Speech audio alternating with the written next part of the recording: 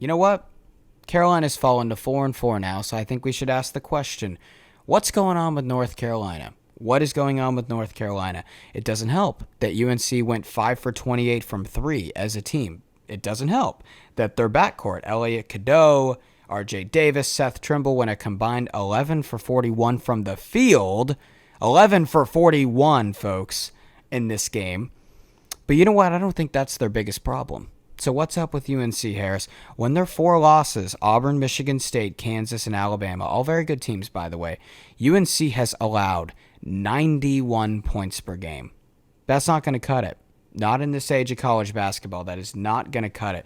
So why is that? Why are they giving up 91 points per game in these 4 games? Well, it's simple. They don't have a rim protector. And that's been pretty evident. They don't have a single guy on their team averaging at least 1 block. 1.0 blocks per game. I'm going to give you these points in the paint totals. And their 4 losses, folks, North Carolina has given up 44 paint points per game. They themselves have scored 33. That may seem a little thing, but that is an 11-point difference. You put that at 0, all of a sudden UNC's got 2 losses, 2 close losses instead of 4. And offensively, I mean, you factor in that. So we have to ask the question, who is their answer? Is it Washington? Is it Withers? Is it Van Leuven? Who is it? Do they have one? It begs the question. And you know what? I'm going to say this too. Of UNC's 8 guys, 8 rotational guys right now, only 2 of them played over 20 minutes per game last year. Everyone wants to say that the learning curve in college basketball is the offense.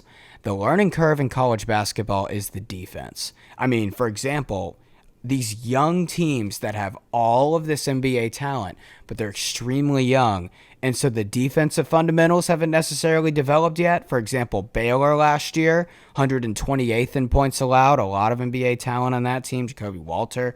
For example, Kentucky with Reed Sheppard, Dillingham, gave up 80 points per game last year, 340th in the country. The learning curve in college basketball is always the defense. And hey, maybe go ahead and maybe you could blame the AAU circuit for that. Maybe you could blame the high school hoop culture for that.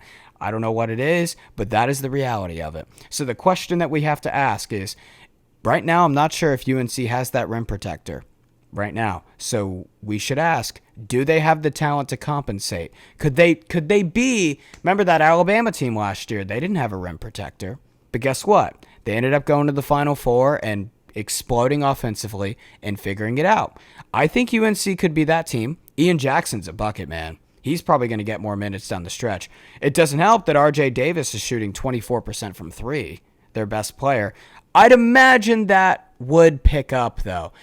UNC's got a lot of hope on the offensive side of the ball. They've got a lot of talent on the offensive side of the ball. The question is the rim protection. And right now, just not quite sure they have an answer. And the reality of it is, too, they played a better basketball team last night. They just did. They played a better basketball team. This is an experienced Alabama team that returns a lot. They got a good amount in the portal. They fixed their one issue last year, which is rim protection with getting Cliff Omaruri from Rutgers. This is a really good Alabama team. And Mark Sears, by the way, they've done this. Alabama's done this with Mark Sears shooting like 29% from 3. I'd also imagine that goes up as well throughout the stretch of the season. Great Alabama team and a young UNC team that right now is still figuring it out, like a lot of young college basketball teams, but UNC met their match last night.